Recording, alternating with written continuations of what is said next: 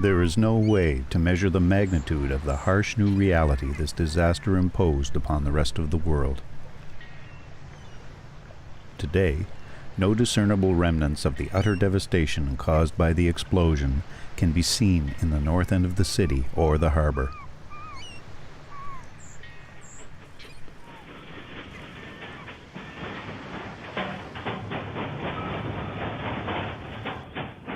Since its founding in 1749, Halifax had been little more than a backwater military outpost of the British Empire. By 1906, with a German threat looming in Europe, most of the Army and Navy had all but left. For a time, the town teetered on the brink of total decay, but within a few years, Halifax managed to emerge from its deep economic decline to become the hub of commercialism in Nova Scotia.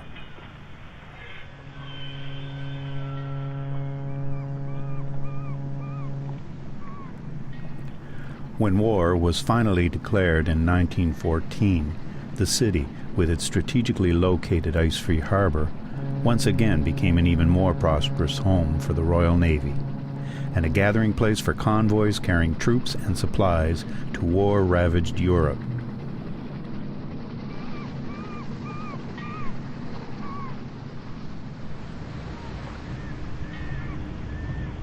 On the morning of December 6, 1917, Mont Blanc moved inconspicuously up the harbor, loaded to maximum capacity with a deadly cargo of high explosives.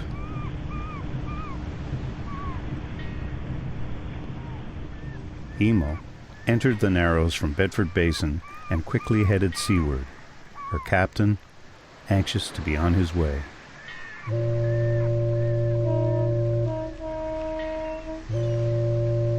In the last crucial moments, both vessels made irreversible errors.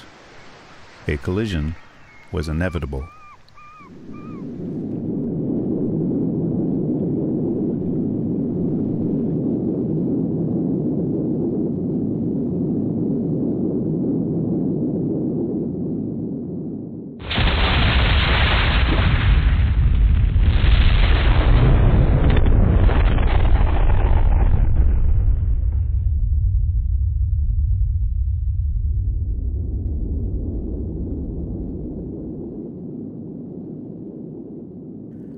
Sophocles said, "Many are the things that man seeing must understand.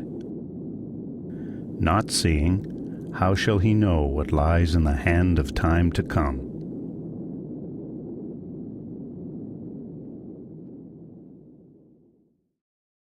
Early in the morning, SS Mont Blanc, the French munition ship, came up from there along the Dartmouth side, close to shore. The rules were that incoming ships came up the Dartmouth side, outgoing ships went out the Halifax side. The Emo was coming down from Narrows. It had left without permission. At one point, Emo went in reverse. It blew 3 signals and went in reverse. And the bow of the ship, because the ship was light in the water, you could see the propeller in the water, and they had no cargo in it. It was in ballast.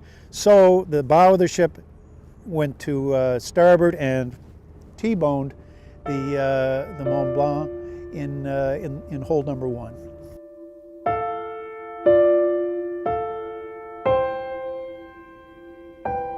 The SS Mont Blanc came in over here, just around that Halifax shipyard sign, at the bottom of Richmond Street. The ship was already on fire. It was engulfed. The crew left in a hurry. Hundreds of people were in jeopardy. I don't know how many people were killed here, but there were people on the bridge watching the fire that took place for 20 minutes. And it was just an immense catastrophe that happened within a 50th of a second.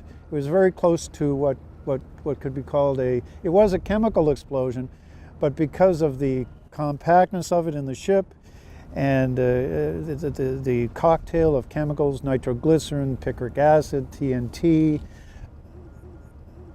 the explosion was just tremendous, and It just happened very, very quickly, just like very akin to a nuclear explosion.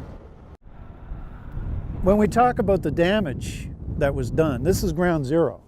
I mean, this is where the explosion happened. Everything here was flattened.